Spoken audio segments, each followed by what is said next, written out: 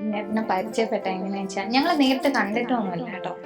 അപ്പോൾ എൻ്റെ ഫ്രണ്ടിൻ്റെ ഹസ്ബൻഡിൻ്റെ ഫ്രണ്ടാണ്. പിന്നെ ഏട്ടന് കല്യാണം നോക്കുന്നുണ്ടായിരുന്നു. ആ സമയത്താണ് എൻ്റെ ഫ്രണ്ട് ഇങ്ങനെ പറഞ്ഞെടുക്കുന്നത് ഒരു പെൺകുട്ടി ഉണ്ട്. അപ്പോൾ ഓക്കെ, ജസ്റ്റ് ഫോട്ടോ കണ്ടപ്പോൾ രണ്ടാൾ സെയിം നാട്ടിലാണ്, പക്ഷെ ഇതുവരെ കണ്ടിട്ടേ ഇല്ല. പിന്നെ അത് കഴിഞ്ഞ് ഞങ്ങൾ ജസ്റ്റ് പരിചയപ്പെട്ട് ഫോട്ടോ ഒക്കെ കണ്ടേരോ ഓക്കെ ആയി.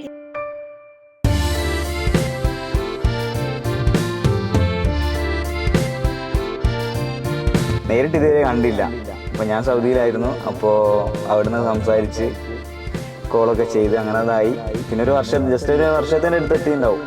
അങ്ങനെ നാട്ടിലെത്തി. ഞാൻ നാട്ടിലെത്താനായത്തോളം വീട്ടിൽ സംസാരിച്ച കാര്യങ്ങളൊക്കെ. അപ്പോൾ വീട്ടിൽ സംസാരിച്ചപ്പോൾ കുറച്ച് സീനൊക്കെ ആയി.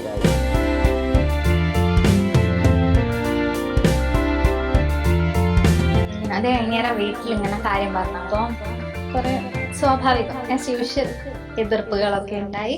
അത് കഴിഞ്ഞ് ഞാൻ ഇടുക്കിക്ക് പഠിക്കാൻ പോയി. കറക്റ്റ് 1 ഇയർ ആവുന്നതിൻ്റെ കുറച്ച് മുന്നേ ഞങ്ങൾ മീറ്റ് ചെയ്ത്. അത് ഇടുക്കിയിൽ ഏട്ടൻ എന്നെ ഇവിടെ ലീവിന് വന്നപ്പോൾ ഇടുക്കിയിൽ എന്നെ കാണാൻ വന്ന്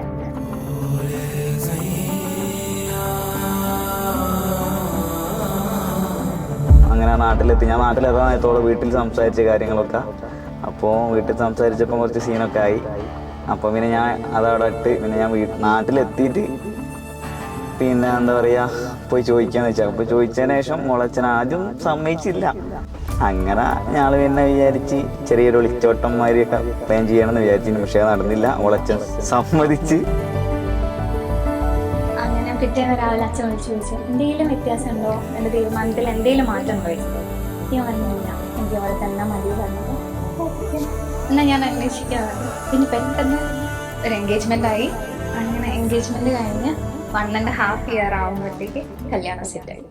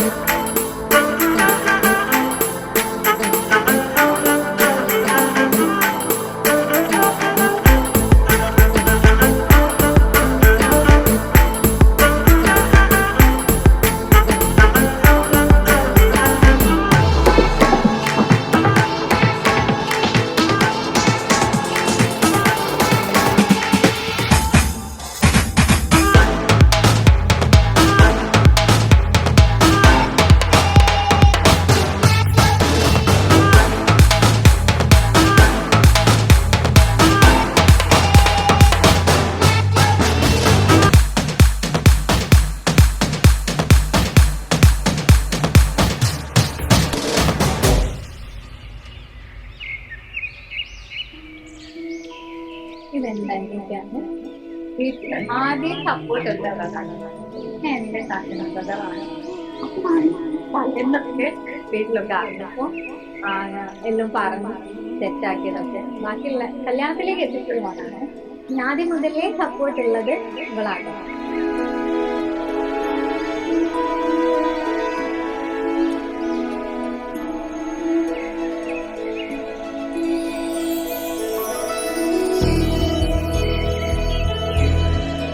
ഇവനാണ് എൻ്റെ കസിൻ ബ്രദറ്. സത്യം പറഞ്ഞാൽ എൻ്റെ അനിയനാട്ടോ. കുറച്ച് മാസം കൊണ്ട് അനിയനാണെങ്കിലും ഇവൻ ഉള്ളത് കൊണ്ടാണ് നമ്മളെ മാരേജ് ഇവിടെ വരെ.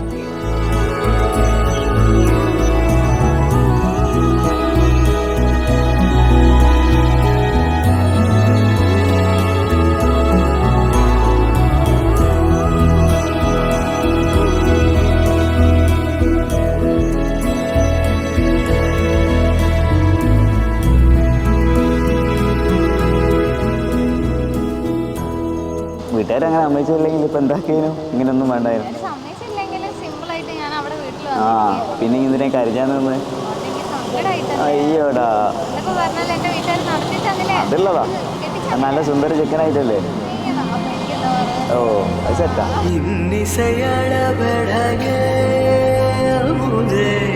இளமையின் நன்கொடையே இன்னிசையளபடைய ஒரு இளமையின் நன்கொடையே இருக்கையை விடுத்து இறக்கையும் சேர்த்து இருகையில் சலங்கைகள் ஒலிக்க சந்தங்கள் பிறக்க சதுரிடவாமுதே சதுரிடவாமுதே பதுமையும் நீய அச்சல் இழங்கும் கர்வமும் நீயே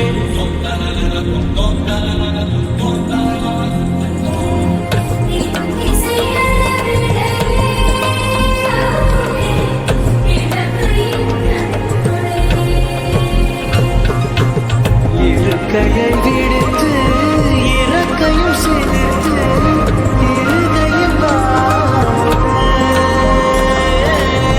சலங்கைகள் ஒலிக்க சந்தங்கள் பிறக்க சதுரிடுவாமுதே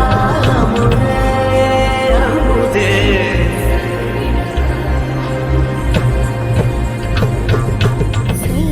சொல்லாயிருந்தேன் இசையாய் வந்தாய் கல்லாயிருந்தேன் ஒளியாய் வந்தாய் முகிலாய்